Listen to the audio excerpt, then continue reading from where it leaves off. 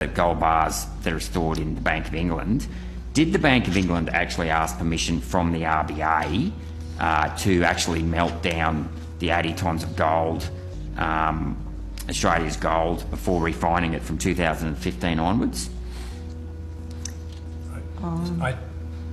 So you're suggesting that the gold bars that we owned had been melted down by I've the been Bank given of the England? serial numbers and the dates of refining, and they've been refined from 2015 onwards, as late as 2020. So I would have thought that if the Bank of England, either they didn't have our gold bars there in the first place, and you know, the memo I got from the RBA previously has said there's been fake gold bars, duplicate serial numbers. That would mean at some point the gold bars we own now, well, we know that, you know, I've got the document from the RBA that says they've been refined from 2015 onwards. So clearly our old gold bars have either been given to someone else or they've been melted down. But long story short, it's a trespass to chattel for the Bank of England to be, you know, moving around our gold bars without permission from the RBA. Wouldn't you agree with that? Senator Rennick, I was just going to ask if there was a question there, which I think was, do you agree with so that? Did the and Bank that's of the England end of ask for your permission? 10-minute block. Yep. Yeah.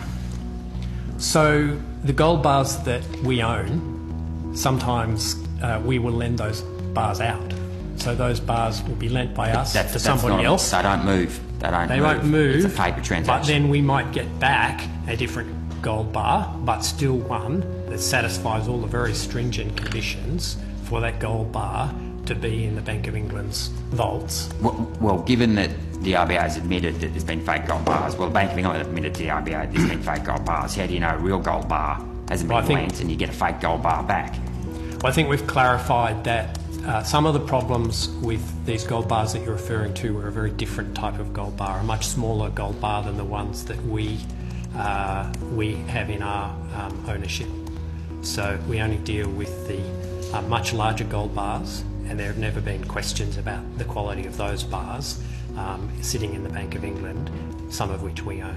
Sorry, can I just finish one question?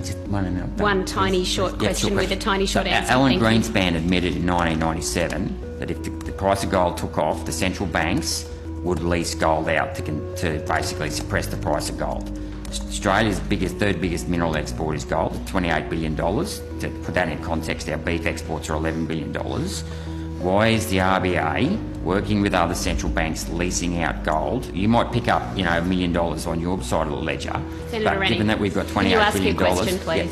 Yeah. So why are you doing that? Why are you leasing out gold that's impacting the profitability of our gold miners in this country that employ over 100,000 people, directly or indirectly? Well, my understanding is that some of the lending actually is to facilitate producers who occasionally need gold in their possession that they have not yet produced. They're going to produce it. We don't move physical bars. No, but they've promised the gold to somebody else, so we can lend it to them for a time until they obtain suitable gold to use for their purposes. So it's facilitating the market in helping producers.